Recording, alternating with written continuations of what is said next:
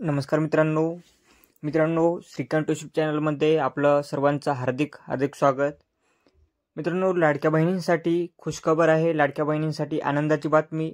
लाडकी बहीण योजनेचा जो काही मार्च महिन्याचा हप्ता आहे तो आता लाडक्या बहिणीच्या खात्यामध्ये वितरित केला जाणार आहे। तर व्हिडिओ शेवटपर्यंत पहा व तुम्ही आपल्या चॅनलवरती नवीन आला असाल तर चॅनलला सबस्क्राइब करून बेल आयकनला ऑल करा, व्हिडिओला लाईक करा, शेअर करा। तर लाडक्या बहिणींचा जो काही मार्च महिन्याचा हप्ता आहे तो आता लाडक्या बहिणीच्या खात्यामध्ये वितरित करण्यात सुरुवात झालेली आहे।